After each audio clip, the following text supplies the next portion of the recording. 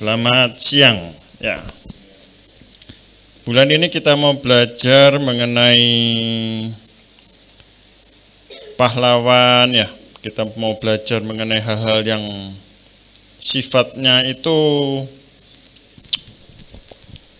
pemberani ya, gagah perkasa gitu ya. Padahal kalau kita itu manusia modern saat ini itu keperkasaan kita itu ditentukan oleh tanggal ya. Kalau Profesor Albert ngomong tuh tanggal muda dan tanggal tua gitu ya. Dan nggak hanya tanggal, angka-angka di mesin ATM itu juga bisa memberikan kekuatan ya. Tetapi kita mau belajar siang ini biarlah hal-hal yang itu tadi itu tidak akan mempengaruhi ya. Hal-hal itu tadi itu tidak akan mematahkan semangat kehidupan kita di dalam Tuhan Yesus ya. Karena kita percaya, kita sadar bahwa kita sudah dibekali, bukan hanya Roh Kudus ada di dalam kita, melainkan juga adanya Alkitab ini ya, yaitu firman Tuhan yang akan kita terus bawa, pegang terus sampai selama-lamanya. Walaupun bumi bergoncang, ya, langit lenyap, dikatakan apa? Tapi firman-Mu tinggal tetap, ya kan? Nah, siang ini pembacaan kita sebulan ya yang diambil dalam 1 Samuel 16 ayat yang berapa? 18 atau 17 itu ya. Nah, kita mau belajar mengenai Daud. Luar biasa Daud ini ya. Kita mau belajar apa yang dikerjakan, apa yang dilakukan Daud sehingga kok Tuhan itu berkenan hatinya itu ya. Daud adalah menjadi orang yang berkenan di hati Tuhan. Siapa yang mau di sini juga berkenan di hati Tuhan? Nah, kan timbul pertanyaan, mohon dijawab. Kalau nggak dijawab berarti nggak mau, ya sudah. Saya nggak maksa, apalagi Tuhan. Ya. Karena apa? Tuhan itu nggak maksa juga Daud loh, untuk dia itu berkenan di hadapan Tuhan. Tapi itu Daud sadar.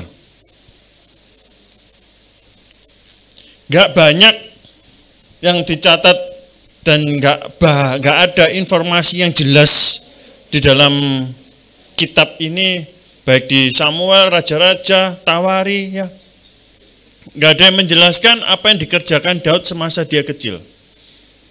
Misal ada perikop yang mengatakan yang dikerjakan Daud pada masa kecilnya. Ini, ayat sini, ini, nggak ada. Ayatnya loncat-loncat. Bingung. Saya mempersiapkannya juga bingung. Apa yang dikerjakan Daud ya? Sehingga kok Tuhan itu berkenan hatinya itu loh. Ya, kita mau baca setidaknya ada 1-2 hal informasi yang dapat menggambarkan yang dikerjakan Daud ketika dia kecil. Tetapi sebelumnya, ketahuilah bahwa Daud itu keturunannya siapa ayo? Yang terkenal, Daud keturunannya siapa? Terkenal itu. Isai kan papanya. Nah, ya. Berarti Daud itu cicitnya. Isai ayahnya, Obed itu kakeknya. Ya. Berarti ada buyut ya, atasnya kakek itu apa? Hah? Ya, jadi Isai itu ayahnya, Obed itu kakeknya, Boas itu buyutnya ya toh. Nah, wis ojo ada-ada, wis mari buyut. Nah, Boas itu buyutnya. Gak ditulis, memang saya cari-cari. Boas dan Rut itu matinya kapan, usia berapa, apa sudah pernah melihat Daud ketika kecil juga nggak tahu ya. Tetapi adanya Boas dan Rut dalam silsilah Daud, ini sesuatu hal yang begitu menakjubkan. Tuhan mau pakai dari keturunan yang begitu taat kepada Tuhan Allah. Ini sudah ditunjukkan oleh buyutnya. Ya. Jadi yang ingin Tuhan sampaikan apa? Jangan berkecil hati. Jika hari ini engkau dan saya serasa tidak menerima apa-apa. Ya. Karena yang akan menerima kita nggak tahu siapa pada keturunannya kita keberapa. Yang dikatakan Rut, begitu salehnya Rut, begitu taatnya Rut kepada Naomi, mertuanya, aku akan mengikuti engkau kemanapun engkau pergi. Tuhanmu, Tuhanku. Ya. Tentu di situ ada peranan daripada buyutnya Daud, yaitu Boas dan Rut. Ada pengajaran-pengajaran yang diturunkan dari Boas dan Rut untuk kepada keturunannya. Pengajaran-pengajaran dan tentu ada doa di dalam doa Boas dan Rut ini. Karena mengenai Obed dan Isai tidak banyak yang dijelaskan di situ di Alkitab. Ya, yang banyak dijelaskan tentu dalam itu adalah Boas dan Rut, karena itu dalam satu kitab sendiri, kitab Rut. Dan kalau menilik lagi ke atas lagi, ada keturunan yang namanya Peres. Ya, itu ada tercatat juga. Ya, saya nggak akan banyak di situ. Tapi untuk kita tahu saja bahwa Daud buyutnya itu adalah Boas dan Rut. Ya. Kita mau coba lihat apa yang dikerjakan Daud ketika dia kecil. Di dalam Mazmur 71 ayat yang 17 dikatakan, "Ya Allah, Engkau telah mengajar aku sejak kecilku, dan sampai sekarang aku memberitakan perbuatanmu yang ajaib." Jadi sejak kecil Daud itu sudah menerima pengajaran-pengajaran. Jadi bersyukur kalau sudah dari kecil, mungkin Bapak Ibu sudah dulu kecil sudah belajar dalam sekolah minggu, remaja, pemuda, hingga sampai ibadah raya, ibadah umum, sampai sekarang menerima pengajaran-pengajaran. Daud menerima pengajaran dari sejak kecilnya. Dia sudah diajari untuk mengenal, untuk diberitakan siapa Tuhan Allahnya. Allah Yahweh itu yang membebaskan bangsa Israel dari tanah perbudakan. Bagaimana Tuhan Allah menyertai bangsa ini. Itu Tuhan mengajarkannya turun-temurun. Makanya dalam kebudayaan Israel itu yang diajarkan itu adalah sesuatu hal yang turun-temurun. Sama dengan kita. Nantinya juga akan mengajarkan hal-hal yang sifatnya rohani, sifatnya alkitabiah, itu harusnya turun-temurun. Jangan berhenti. Jangan berhenti saja di kita. Kita harus menurunkannya kepada anak-anak, cucu hingga sampai cicit kalau Tuhan izinkan, ya kan? Lalu informasi yang berikutnya mungkin bisa didapat di dalam 1 Samuel 17 ayat yang 26 dan seterusnya itu ya Pak Indro. Lalu berkatalah Daud kepada orang-orang yang berdiri di dekatnya. Ini ketika hendak berhadapan dengan Goliat. Apakah yang akan dilakukan kepada orang yang mengalahkan orang Filistin itu dan yang menghindarkan cemooh dari Israel? Siapakah orang Filistin yang tak bersunat ini sampai ia berani mencemoohkan barisan daripada Allah yang hidup? Dia tahu Tuhan Allahnya. 28.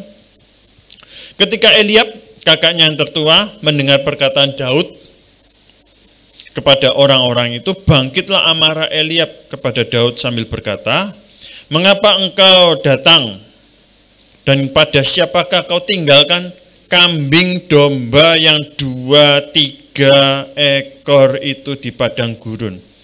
Aku kenal sifat pemberanimu dan kejahatan hatimu. Engkau datang kemari dengan maksud melihat pertempuran. 32. Berkatalah Daud kepada Saul, janganlah seseorang menjadi tawar hati, karena dia, hambamu ini akan pergi melawan orang Filistin itu. 37. Pula kata Daud, Tuhan yang telah melepaskan aku dari cakar singa dan cakar beruang, dia juga akan melepaskan aku dari tangan orang Filistin itu. Kata Saul kepada Daud, pergilah, Tuhan menyertai engkau. Terakhir 46. Hari ini juga Tuhan akan menyerahkan engkau ke dalam tanganku, dan aku akan mengalahkan engkau dan memenggal kepalamu dari tubuhmu. Hari ini juga aku akan memberikan mayatmu dan mayat tentara orang Filistin kepada burung-burung di udara dan kepada binatang-binatang liar, supaya seluruh bumi tahu bahwa Israel mempunyai Allah. Tadi dikatakan Allah yang hidup. Tadi juga pernyataan keluar dari kakaknya Eliab bahwa aku tahu engkau seorang yang pemberani. Ada 4 yang dilakukan Daud mengapa dia menjadi orang yang berkenan di hati Tuhan. Saya catat 4 itu, yaitu yang pertama dia mengenal dan mengasihi Tuhan Allahnya.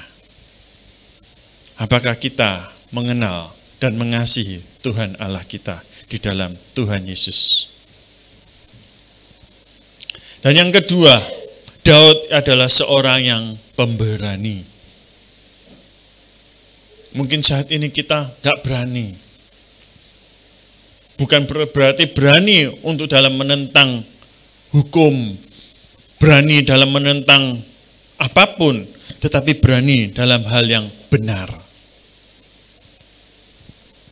Dan yang ketiga, Daud ini adalah seorang yang optimis. Keempat yang kita tahu, karena dia banyak menuliskan mazmur-mazmurnya, maka Daud adalah seorang pemuji. Sekiranya 4 ini ada nggak di dalam kehidupan kita? 4 kriteria Daud ini setidaknya ada nggak dalam diri kita? Mau nggak mau, suka nggak suka. Setidaknya 4 ini, karena masih banyak yang dimiliki oleh Daud itu. Tapi setidaknya 4 ini boleh tinggal dalam kita. Mengenal mengasihi Tuhan, pemberani, optimis, dan pemuji. Sehingga biarlah ketika kita boleh mengenal dan mengasihi Tuhan, kita menjadi orang yang pemberani, kita menjadi orang yang senantiasa berpikir yang positif, kita optimis, dan kita sukanya memuji, menyembah hati Tuhan akan melihat bahwa ada di House of Kana ini. Tuhan melihat bahwa anak-anakku di House of Kana ini, aku mengasihimu. Ketika Tuhan mengasihi umatnya, maka penyertaan Tuhan, pertolongan Tuhan, itu akan dapat kita alami seperti yang dialami oleh Daud. Ya, itu sekilas mengenai bagaimana Daud boleh berkenan di hadapan Tuhan, mendapatkan dalam ruang hati Tuhan. Ya, kita belajar sekarang di 1 Samuel 16. Kita mau baca dari ayat yang pertama, ya. Di situ dengan judul perikop itu adalah Daud diurapi menjadi raja. Tutup dulu aja Pak Indro. Nah, di situ dengan judul perikop Daud diurapi menjadi raja. Sebelum kita masuk dalam pembacaan kita, yang perlu kita ketahui apa? Bahwa Daud ini kan nggak tahu dia mau jadi raja, nggak tahu. Keturunan pun nggak ada keturunan raja, ya kan? Dia dikatakan orang yang miskin, ya. Oleh sebab itu, maka ketika dia memiliki hasrat pengenalan kepada Tuhan Allah, dia nggak mau, dia mendekatkan diri kepada Tuhan itu bukan untuk berangan-angan menjadi raja. Dia pun tidak ada angan-angan untuk mendapatkan suatu berkat yang besar dalam kehidupannya. Karena dia memiliki hasrat itu adalah hasrat yang tulus. Hati yang murni yang Tuhan dapatkan. Bayangkan, dia itu tidak mengembalakan jutaan, ratusan, puluhan, bahkan atau puluhan kambing domba. Tadi dikatakan oleh kakaknya, kambing dombamu yang 2-3 ekor itu kamu bawa mana? Satu hal lagi yang mungkin saya mau tambahkan, yang kelima daripada perbuatan Daud yang berkenan di hadapan Tuhan. Daud setia kepada hal-hal yang kecil. Daud setia kepada hal yang kecil. 2 ekor, 3 ekor kambing domba dia jaga.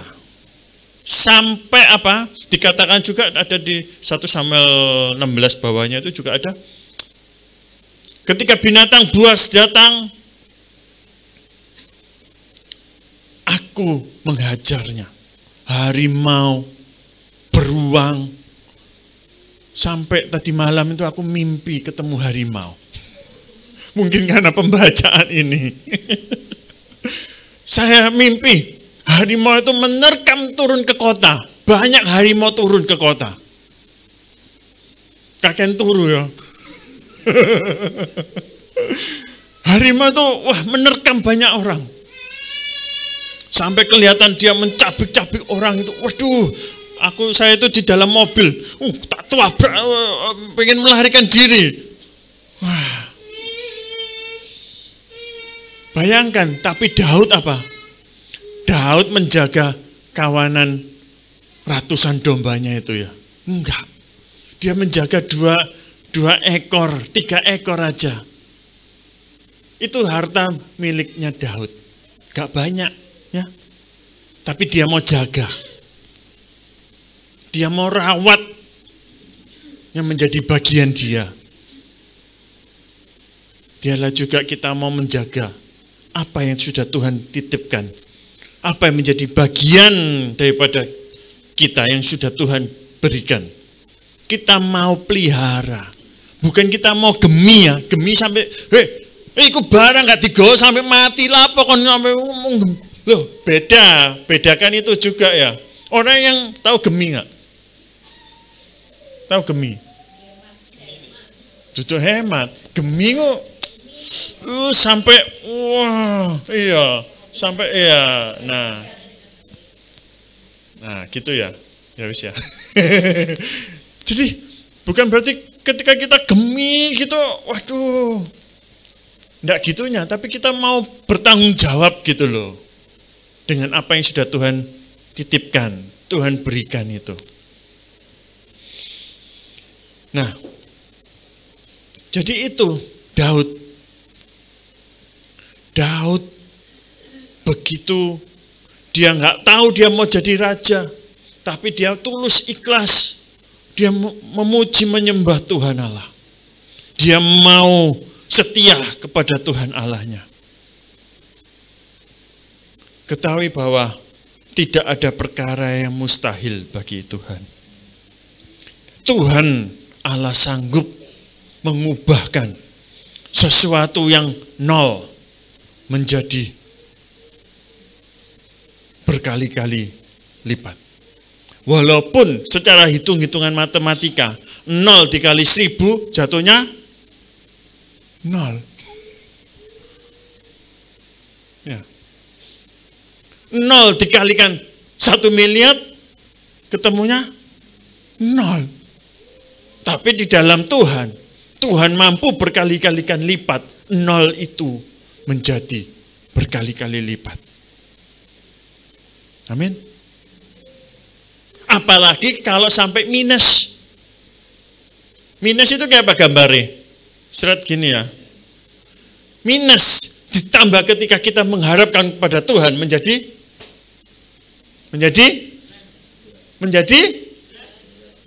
plus banter. Sendiri ngarep. Ngarep tambah banter, tambah muri, tambah hilang.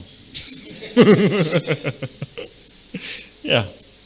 Karena di situ Daud diurapi menjadi raja. Daud seseorang yang tidak diperhitungkan, Daud orang yang bukan dari keturunan ningrat, Tuhan angkat menjadi raja.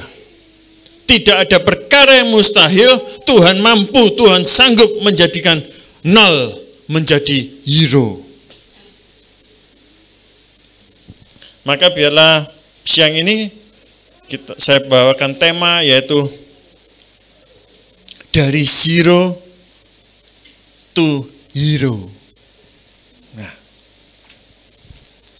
kita baca dalam ayat pertama sampai ayat yang terakhir ya. Berfirmanlah Tuhan kepada Samuel, berapa lama lagi engkau berduka cita karena Saul? Bukankah ia telah kutolak sebagai raja atas Israel? Isilah tabung tandukmu dengan minyak dan pergilah. Aku mengutus engkau kepada Isai, orang Bethlehem itu, sebab di antara anak-anaknya telah kupilih seorang raja bagiku. Bagi Tuhan sendiri ya. Tetapi Samuel berkata, bagaimana mungkin aku pergi? Jika Saul mendengarnya, ia akan membunuh aku. Firman Tuhan, bawalah seekor lembu muda dan katakan, aku datang untuk mempersembahkan korban kepada Tuhan. Kemudian undanglah Isai ke upacara pengorbanan itu. Lalu aku akan memberitahukan kepadamu apa yang harus kau perbuat. Urapilah bagiku orang yang akan kusebut kepadamu. Samuel berbuat seperti yang difirmankan Tuhan, dan tibalah ia di kota Bethlehem. Para tua-tua di kota itu datang mendapatkannya dengan gemetar dan berkata, adakah kedatanganmu ini membawa selamat? Jawabnya, ya benar. Aku datang untuk mempersembahkan korban kepada Tuhan. Kuduskanlah dirimu dan datanglah dengan daku ke upacara pengorbanan ini.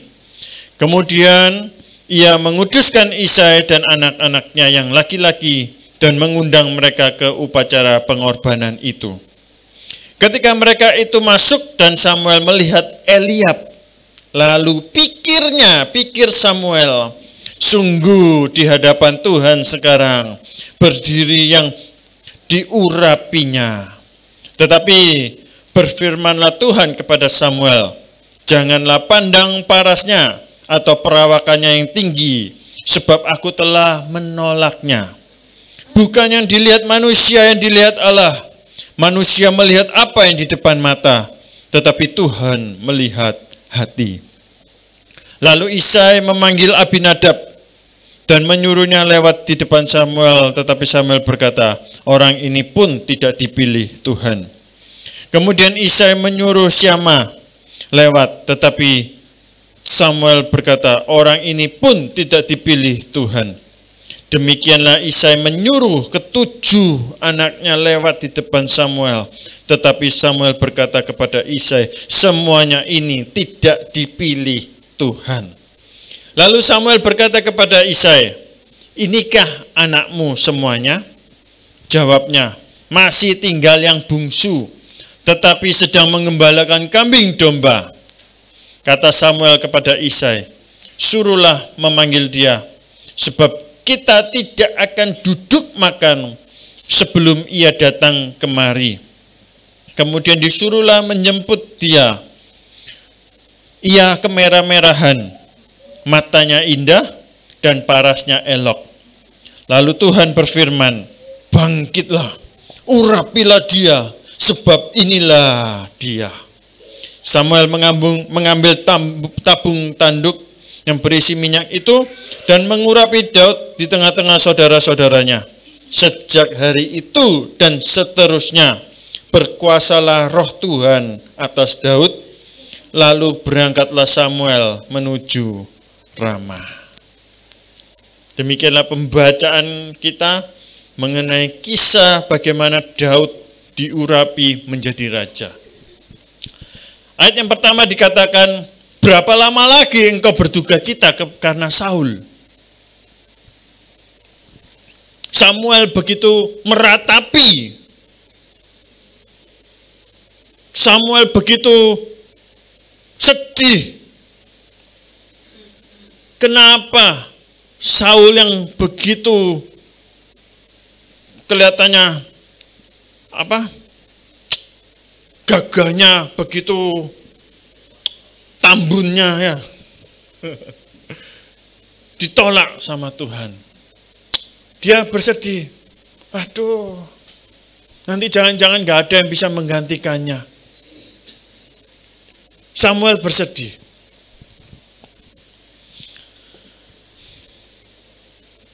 Maka Tuhan berkata apa? Berapa lama lagi engkau akan berduka cita karena Saul? Ayo. Oleh sebab itu apa? Kita itu sudah diingatkan Tuhan. Janganlah kita mau berlarut-larut dalam kesedihan. Maka ketika kita mendapati rekan saudara atau siapapun yang meninggal, adanya ibadah penghiburan. Itu untuk menghibur orang-orang yang berduka cita. Oleh sebab itu apa? Mengapa ada ibadah penghiburan juga? Karena apa? Tuhan enggak menghendaki kita untuk berlarut-larut dalam duka cita. Karena Tuhan pernah berkata, biarlah yang mati menguburkan yang mati. Yang masih hidup ikutlah aku. Karena yang sudah meninggal, apa yang sudah ditinggalkan itu sudah jangan dipikirkan. Kita mau menapaki hal-hal yang di depan. Maka Tuhan mengatakan kepada Samuel, berapa lama lagi engkau berduka cita karena Saul? Ayo bangkit. Ya, begitu juga dengan kita. Ketika kita dalam keterpurukan, kesedihan, jangan kita berlarut-larut di dalamnya. Karena apa? Ketika kita tidak lagi mampu bangkit dalam kedukaan, kita nggak mampu bangkit dalam keterpurukan, malah kita mengikuti arus kesedihan, arus keterpurukan itu, maka ada sesuatu, yaitu hal-hal yang negatif itu yang akan terus mengikuti kita. Bukan malahan hal-hal yang positif yang akan mengikuti kita. Malahan hal-hal yang negatif yang akan mengikuti kita. Dan yang itu yang akan terjadi. Apa yang kutakutkan, itu yang akan menimpa aku. Jadi jangan lagi kita mau berlarut-larut dalam duka cita, hal-hal yang menyedihkan, hal-hal yang membuat kita semakin terpuruk. Segera untuk kita mengambil keputusan untuk kita bangkit. Biarlah mungkin 1-2 hari kita boleh bersedih. Tetapi bukan berarti hari ketiga kita mau adanya calon pengganti. Ya kan? Ya. Orang bilang tanahnya aja belum kering sudah ada pengganti. Wah, itu bahaya, enggak bahaya dah. Ya. Lalu di ayat yang kedua dikatakan, bagaimanakah mungkin aku pergi? Ya, bagaimana mungkin aku pergi? Jika Saul mendengarnya, ia akan membunuh aku. Ada ketakutan dalam diri Samuel. Karena apa? Samuel pasti tahu. Ini adalah Samuel akhirnya mengungkapkan tabiat kelakuan daripada Saul kelihatan. Karena Samuel takut, jadi berarti Saul itu orang yang apa? Yang menakutkan toh. Nah, Saul orang yang menakutkan. Sehingga Samuel dapat berkata, bagaimana aku pergi jika aku pergi, lalu didengarnya Saul, wah aku bisa dibunuh. Ya kan?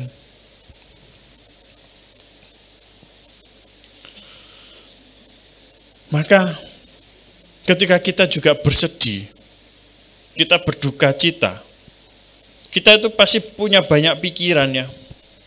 Kalau gini gimana? Banyak pertimbangan-pertimbangan. Makanya itu akan banyaknya hal-hal yang negatif yang akan menyertai kita. Yang akan mengekor sama kita itu kalau kita terus-terusan dalam keterpurukan, kesedihan. Itu malahan pikiran-pikiran yang aneh-aneh, yang nyeleneh-nyeleneh itu akan hinggap. Itu akan datang. Pikiran-pikiran yang kok gini. Nah, sama kan Samuel juga karena ketakutan, karena tahu mungkin Saul itu begitu menakutkan akhirnya dia punya pikiran-pikiran yang negatif, pikiran-pikiran yang tidak sesuai. Tetapi ketika ada firman Tuhan, nah, dikatakan firman Tuhan berkata, pergilah bawalah seekor lembu, pergilah untuk sebagai persembahan. Ada hikmat di dalam firman. Ada pengetahuan di dalam firman. Maka kita perlu hidup di dalam firman. Makanya kalau ibadah penghiburan, jangan mau dihibur oleh hal-hal yang dunia. Biarlah itu dihibur oleh hal-hal yang rohani. Karena yang rohani adalah sifatnya kekal adanya. Nah, lalu di ayat yang ketiga dikatakan, ya ketika, ya ini, bisa tampilkan ayat yang ketiga Pak Hendro. Kemudian undanglah Isai ke upacara pengorbanan itu, lalu dikatakan apa? Lalu aku akan memberitahukan kepadamu apa yang harus kau perbuat. Tuhan akan memberitahukan apa yang akan Samuel perbuat. Urapilah bagiku orang yang akan kusebut kepadamu.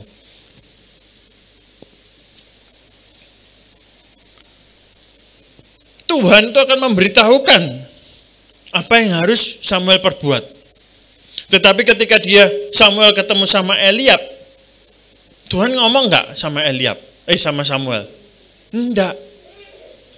Langsung Samuel berucap. Karena apa? Karena dalam benaknya, dalam pikirannya bahwa pengganti Saul haruslah setidaknya setara dengan Saul atau bahkan lebih daripada Saul. Perawakannya, dari segi tenaganya, ya. Itu harus lebih daripada Saul. Ketika Eliab datang, wow, Samuel tercengang. Inilah penggantinya Saul.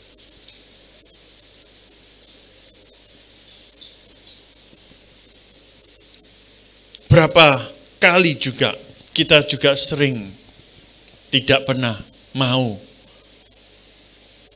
mendengarkan suara Tuhan. Wah, suara Tuhan nggak audible. Firman ini adalah suara Tuhan.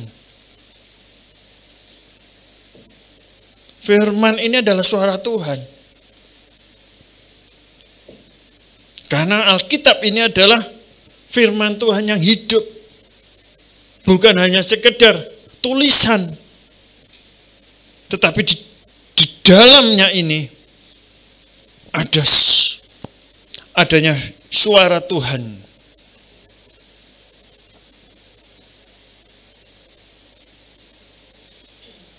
Ya. Jadi kita harus mau nggak mau itu harus konsumsi ini. Supaya kita semakin dengar, semakin peka apa yang menjadi kehendak Tuhan dalam kehidupan kita. Jangan kita menilai dengan pandang kita. Tetapi biarlah kita boleh memandang segalanya itu daripada view-nya itu dari sudut pandang Tuhan. Kalau punya gambar ya, suatu gambar ya, misal gambar apa? Gambar pegunungan. Ya, gambar pegunungan. Kalau ada di handphone ya, gambar pegunungan gitu ya. Coba di zoom 10 kali. Yang kelihatan apa? Mungkin yang kelihatan akan satu pohon. Ya, kalau di zoom 10 kali.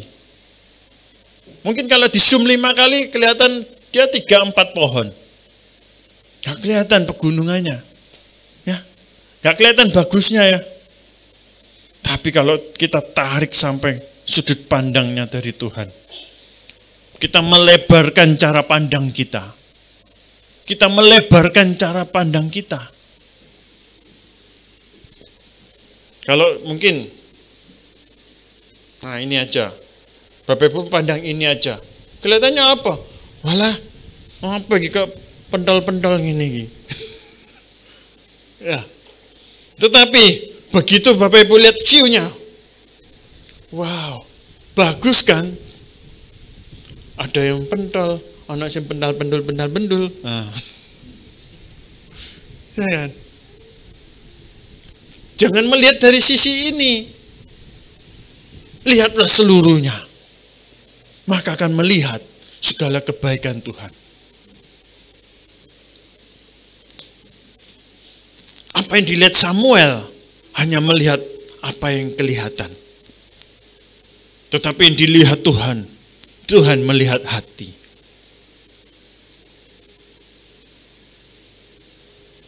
Hati itu berbicara adalah sesuatu yang begitu dalam. Kalau hati kita itu sudah ada tatanannya, kalau hati kita ini sudah diajarinya, di usia berapapun,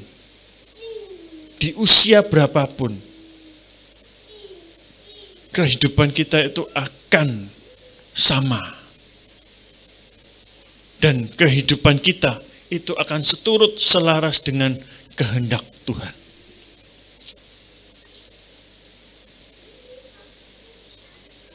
Tetapi kalau yang dilatih adalah badani, di usia kelak nanti itu akan mengalami sebuah penurunan, akan mengalami sebuah perubahan. Tetapi kalau dari dalam, karena menggerakkan tubuh ini, menggerakkan badan ini adalah yang dari dalam. Apakah mau kaki ini kok bisa jalan ke sana? Siapa yang suruh? Kakinya sendiri, Pak. Gak mungkin. Kaki ini digerakkan oleh hati. Oh, maksud hati? Otak, otot. Oh, maka ya. Tapi kan mau maksud hati. Maksud hatiku mau ke sana. Ya. Jadi dari dalam inilah yang akan memperkaya perjalanan kehidupan kita. Dari dalam inilah yang akan membawa kita ke dalam kekayaan ilahi yang sejati. Tuhan melihat apa yang di dalam. Dan ketahuilah bahwa apa? Samuel, bahkan seorang Samuel, nabi yang diurapi Tuhan pun pernah mengalami kesalahan dalam memilih. Samuel yang pernah mendengar suara Tuhan. Samuel yang begitu dekat mengenal, mendengar suara Tuhan. Dia bisa salah dalam memilih. Maka janganlah mau lagi. Semuanya haruslah kita saat ini pun malah semakin dengan berjalannya zaman. Kita harus semakin dekat dengan firman.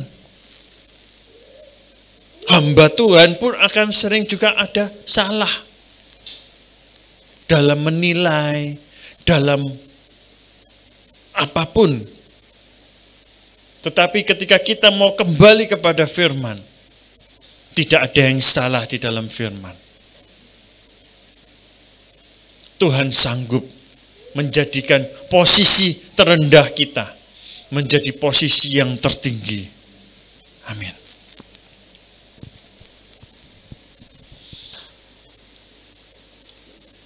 Kenapa hati itu begitu juga sesuatu yang penting?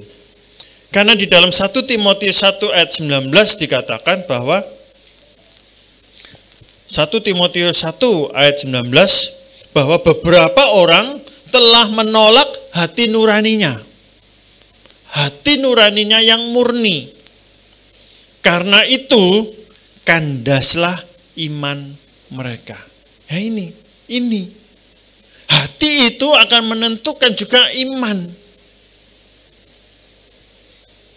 Ketika hati kita mulai tercemar, hati kita mulai goyah, iman kita akan goyah. Hati kita diracuni oleh dunia, iman kita pun akan diracuni oleh dunia. Iman kita akan menjadi kandas. Jadi miliki hati nurani yang murni. Supaya apa? Supaya iman kita boleh semakin kuat. Iman kita boleh semakin bertumbuh. Di dalam pengenalan Tuhan Allah kita, di dalam Tuhan Yesus. Dengan kemurnian hati, maka iman kita akan boleh semakin tumbuh dan kuat. Tidak tercemar. Tetapi hati yang tercemar itu akan menghancurkan iman. Saya mau selesai untuk beberapa ayat lagi ya ke depan. Ayat yang 11 dikatakan, loh, ini kita dah anakmu. Gak ada yang lain ya dah anakmu. Karena sudah 7 ditunjukkan. Bukan semua. Puji Tuhan. Ya. Saya masih ingat sama Daud. Daud iki ya wis cilik, oco lah ya, gak bisa dicekel. Ya. Oh, cik anak situ lagi mengembalakan kambing dombanya. Disuruh panggillah Daud. Mungkin Daud ketika itu sedang duduk ya, liar-liar ngono ya.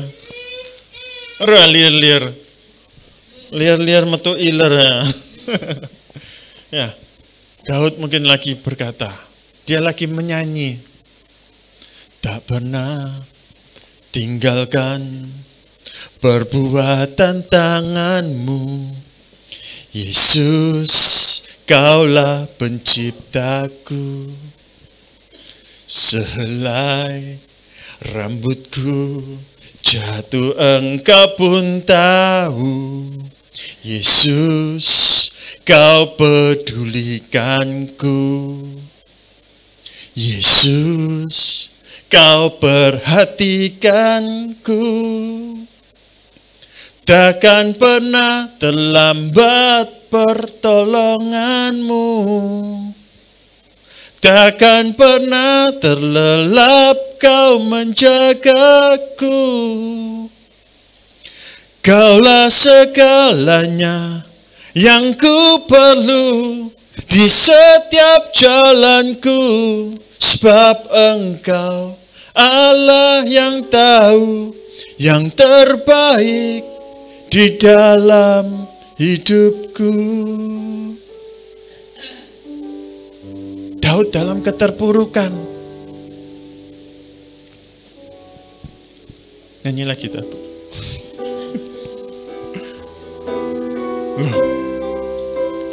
Takkan pernah terlambat pertolonganmu. Takkan pernah terlelap kau menjagaku. Kaulah segalanya yang ku perlu di setiap jalanku, sebab Engkau Allah yang tahu yang terbaik di dalam hidupku. Nanti lagi ya. Ya, Daud tuh lagi nyanyi-nyanyi liar-liar ngono. Takkan pernah terlambat pertolonganmu. Weh, lapo kok nyanyi-nyanyi? Mulai. Diceluk ambek kakake. Mulai. Nah. Wow. Waktu Tuhan gak tahu kapan tiba. Ya. Gak tahu. Enak-enak lagi memuji. Ketimpaan berkat. Semula kakaknya kan gak pernah datang mungkin untuk menghampiri Daud. Tapi hari itu kakaknya bisa menjemputnya suruh pulang. Daud. Tumben kakakku gak ngene rek. Kan gak tahu dia ada Samuel di rumah, di sana. Kan gak tahu. Waduh, atau jangan-jangan dia mulai mati kon. Diajar mana papa? Aku susah mau diajar gitu. Apa mana salahku? Ya, papa ini kan seneng golek kesalahan. Apa mana iki aku iki? Waduh, salah tok ya. Pulang. Tuhan berkata.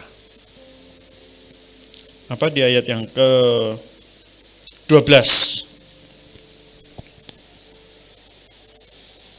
Kemudian disuruhlah menjemput Daud. Ia kemerah-merahan, matanya indah dan parasnya erok. Lalu Tuhan berfirman, bangkitlah. Ya. Tuhan berfirman menyuruh Samuel bangkit. Urapi dia. Sebab inilah dia. Hari itu Daud ketiban rezeki. Ya. Rezeki nomplok. Waduh. Kedat dia melihat Samuel, seorang nabi besar. Kemudian dengan begitu datangnya Daud, Samuel bangkit menyambut Daud. Mengambil tabung minyaknya, mengurapi Daud. Daud mungkin plonga-plongo? Enggak. Dalam hal ini, saya yakin Daud berseru dalam hatinya. Karena dia mengenal Tuhan Allahnya. Dia tahu makna daripada minyak pengurapan. Daud tahu apa itu minyak pengurapan. Daud menerima pengurapan itu dengan sukacita. Bukan dengan plonga-plongo. Mungkin saat ini, dulu, Bapak Ibu Saudara saya menerima pengurapan, menerima tumpang tangan, mungkin plonga-plongo. Ya, karena nggak mengenal. Beda dengan Daud. Daud mengenal Tuhan Allahnya. Daud tahu tata cara, upacara, pengorbanan, pengurapan minyak. Daud tahu. Dia terima dengan sukacita. Dan sejak saat itu dan sampai seterusnya, roh Tuhan menyertai Daud. Dari ayat 1 sampai 6, 13 ini kita dapatkan, yaitu yang pertama, jangan pernah kita larut dalam kesedihan atau kegagalan. Bangkitlah. Kita punya Tuhan Allah yang hidup. Kenali Tuhan Allahmu di dalam Tuhan Yesus. Dia Allah yang hidup. Dia Jehovah Jireh. Dia adalah Jehovah Rafa. Dia Immanuel. Jadi jangan lagi kita mau larut dalam sebuah kegagalan. Karena ketika kita larut dalam kegagalan pun itu tidak akan mengubahkan keadaan kita. Tetapi kalau kita mau bangkit dari kegagalan, kita mau membawa di dalam hadirat Tuhan selalu, Tuhan akan membawa sesuatu yang dari nol bahkan minus sekalipun akan Tuhan angkat setinggi-tingginya. Kalau Tuhan yang sudah bekerja, tidak akan ada yang dapat menggagalkannya. Jika Tuhan yang sudah membuka pintu, tidak akan ada yang dapat menutupnya. Tetapi jika Tuhan yang sudah menutup pintu, maka tidak ada yang dapat membukanya. Mau dibuka atau ditutup sama Tuhan? Poin yang kedua, jangan memakai persepsi sendiri. Jangan pakai cara pandang sendiri. Gunakan cara pandang Tuhan untuk menyikapi setiap kondisi keadaan yang ada. Sehingga ketika kita punya worldwide cara pandang, paradigma, sehingga kita dapat mengetahui, kita dapat mengerti apa yang menjadi kehendak Tuhan dalam kehidupan kita. Dan yang ketiga, perkenanan Tuhan itu akan datang ketika kita sudah dinyatakan siap.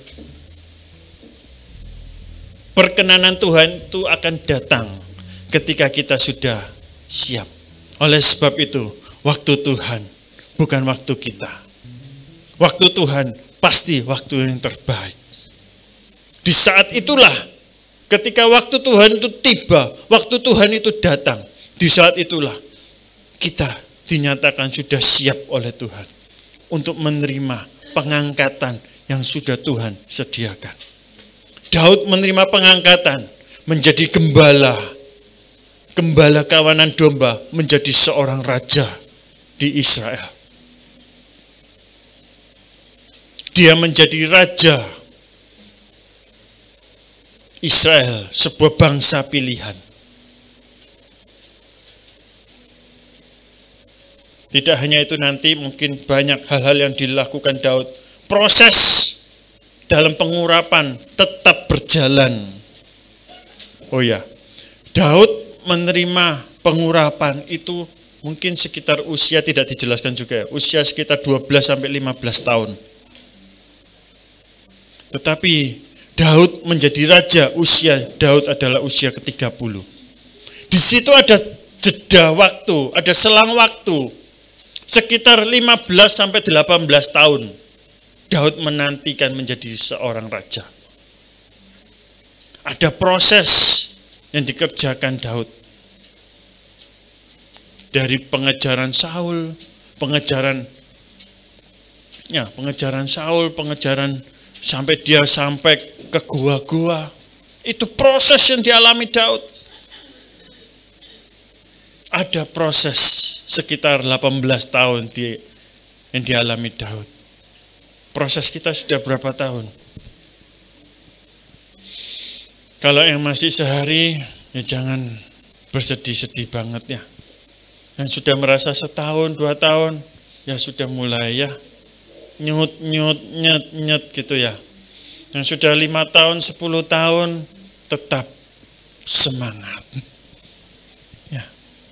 yang sudah 15 tahun, hampir 20 tahun prosesnya, tetap percaya. Karena waktu Tuhan kita nggak tahu. Biarlah kita mau terus mengerjakan bagian kita. Biar nanti Tuhan yang akan mengerjakan bagiannya. Dan ketika itu saatnya tiba, Tuhan akan mengangkat kita. Bukan melalui bisa. Ya. Tuhan bisa mengangkat kita. Seperti dia membalikkan telapak tangan.